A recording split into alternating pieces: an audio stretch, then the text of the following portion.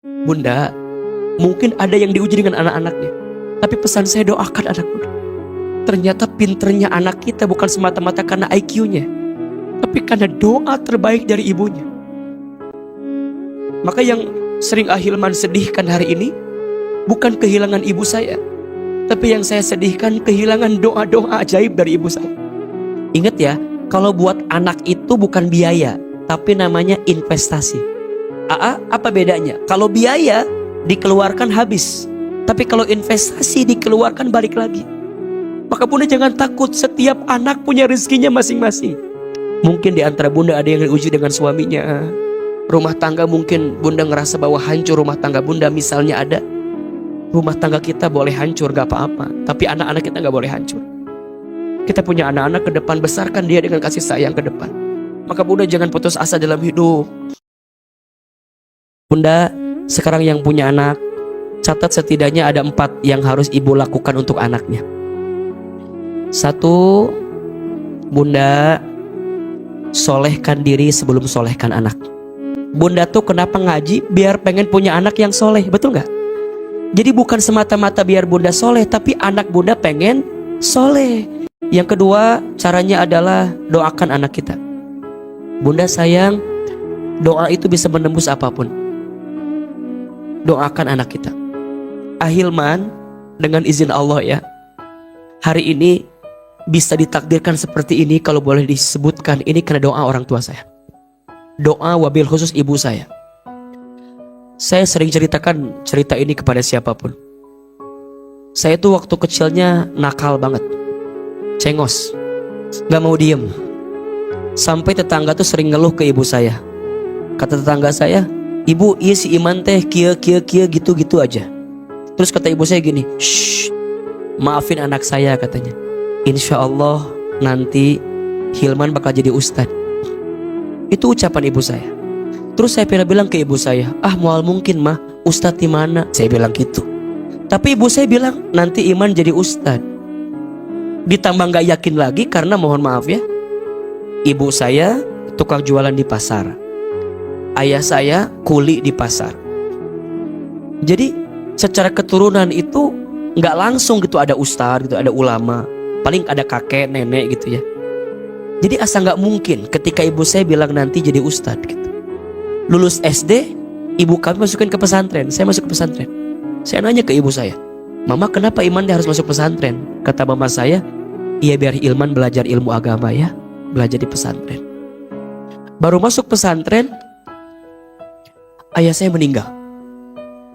Jadi ayah saya meninggal ketika saya masuk pesantren, kelas 1 SMP berarti. Jadi Abah anak yatim sejak kecil. Setelah ayah meninggal, tinggal ibu sendiri. Saya bilang ke ibu saya, mama, Iman di rumah aja lah, gak usah masuk pesantren, kan besar biayanya. Apa kata mama saya? Jangan, Iman harus tetap di pesantren. Dari mana biayanya? Saya bilang. Kata mama saya, nanti mama yang cari sendiri. Jadi ibu saya itu kalau pagi-pagi berangkat dari rumah ba'da subuh, buka jongko di pasar, pulang zuhur, habis zuhur keliling, bawain dagangan keliling kampung sampai jam 5 sore. Itu tiap hari untuk anaknya biar bisa sekolah. Maka setelah itu saya mulai berubah tuh, gak mau, ya artinya gak mau nakal lagi gitu ya, gak mau cengos lagi gitu. Saya tinggalin hal-hal yang kira-kira gak penting lah. Sampai kemudian kelas 1 SMA, kelas 4 di pesantren itu, ibu saya jatuh di kamar mandi. Kemudian ibu saya stroke, sakit. Sehingga ibu saya gak bisa lagi jualan seperti biasa. Sehingga saya gak bisa sekolah kan, karena gak punya biaya. Tapi kata ibu saya, Iman kalau mau sekolah harus pinter, biar dapat apa? Beasiswa. Ku mamah didoakan Iman sing dapat beasiswa bisa sekolah. Maka setelah ibu saya sakit, saya berjanji sama Allah, saya gak mau nyakitin hati ibu saya. Dan saya minta sama Allah, ya Allah, bantu saya agar bisa nyenengin hati ibu saya. Kalau saya libur dari pesantren, saya pulang ke rumah. Apa yang saya lakukan di rumah? Saya nyuapin ibu saya. Jadi ibu saya tuh karena stroke, Jadi makannya harus disuapin sama kita gitu. Jadi kalau saya pulang dari pesantren libur, saya nyuapin ibu saya. Nah ibu saya itu kalau pagi-pagi sarapan suka nonton ceramah ustadz-ustadz di televisi gitu. Satu kali ibu saya bilang begini, Hilman, iya mah, nanti Hilman ceramah di televisi ya seperti ustadz-ustadz itu. Terus saya bilang, gak mungkin mah, kita orang kampung, orang desa. Saya bilang gitu, gak mungkin lah. Dulu di Garut ke Jakarta teh asa jauh kan, asa gak mungkin gitu. Kata ibu saya, shh, jangan begitu nak, aminkan saja. Ada iklan pakai bahasa Inggris. Kata ibu saya, nanti Hilman sekolah pakai bahasa Inggris, maksudnya ke luar negeri. Saya bilang gak mungkin mah, dari mana biayanya? Shh, jangan begitu, aminkan saja.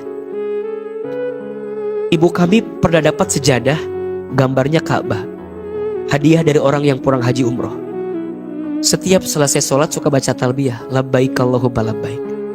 Saya tanya, Mama teh kenapa kalau beres sholat suka baca talbiyah? Dipeluk badan saya, dicium kening saya, diusap kepala saya. Kata mama saya, Mama tuh ingin sekali berangkat ke Baitullah.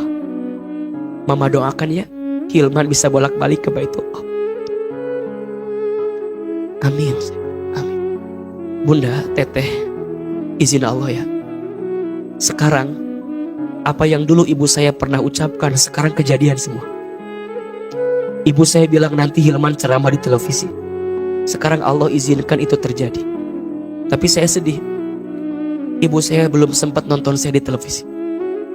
Karena Allah lebih duluan memanggil usia ibu saya sebelum saya tampil di televisi. Saya dapat kesempatan ke Amerika, ke Jepang, ke Kanada, ke Timur Tengah. Sekolah saya dari S1 sampai sekarang S3 semuanya beasiswa dengan izin Allah. Ustadz pinter ya. Yang pinter bukan saya, tapi yang hebat adalah doa ibu saya. Saya bisa bolak-balik ke haji umroh kapanpun dengan izin Allah. Tapi tangan saya belum sempat menggenggam tangan ibu saya untuk bisa berangkat ke Bait. Apa pesan yang mau saya sampaikan? Bunda, Ahilman tahu, mungkin di antara bunda ada yang diuji dengan anak-anaknya hari ini. Mungkin ada yang diuji dengan anak-anaknya. Tapi pesan saya, doakan anak bunda. Peluk badannya, cium keningnya, cium ubun-ubunnya, usapin kepalanya. Itu anak titipan dari siapa? Ternyata pinternya anak kita bukan semata-mata karena IQ-nya, tapi karena doa terbaik dari ibunya. Maka yang sering Ahilman sedihkan hari ini bukan kehilangan ibu saya, tapi yang saya sedihkan kehilangan doa-doa ajaib dari ibu saya. Maka sekarang anak bunda sekolah, cari sekolah yang baik. Sebelum dia berangkat, peluk tubuhnya, cium sama bunda, doain. Sebelum dia tidur, doain. Kadang Allah menguji kita dengan pasangan kita, tapi bisa jadi Allah membahagiakan kita dengan anak-anak kita itu. Maka bunda jangan putus asa dalam hidup. Mungkin ya, saya nggak tahu pasti, tapi mungkin ya. Mungkin di antara bunda ada yang diuji dengan suaminya, ada yang diuji dengan pasangan. Rumah tangga mungkin bunda ngerasa bahwa hancur rumah tangga bunda, misalnya ada. Rumah tangga kita boleh hancur gak apa-apa, tapi anak-anak kita gak boleh hancur. Kita punya anak-anak, ke depan besarkan dia dengan kasih sayang ke depan. Bunda jangan takut, jangan khawatir, bersama dengan Allah ada kebaikan. Maka nanti yang ketiga, cari pendidikan yang baik. Bunda, tanggung jawab kita buat anak. Ingat ya, kalau buat anak itu bukan biaya, tapi namanya investasi. Apa bedanya? Kalau biaya dikeluarkan habis, tapi kalau investasi dikeluarkan balik lagi. Maka bunda jangan takut, setiap anak punya rezekinya masing-masing. Baru nanti yang keempat, husnuzon sama Allah. 1, solehkan diri sebelum solehkan anak. 2, doakan anak setiap saat, setiap waktu. 3, cari pendidikan yang baik. 4, husnuzon terus sama anak kita. Insya Allah bunda, Allah makin senang sama kita, Allah makin sayang sama kita, dan kita juga bisa mendapatkan balasan kebaikan dari Allah Subhanahu wa Ta'ala.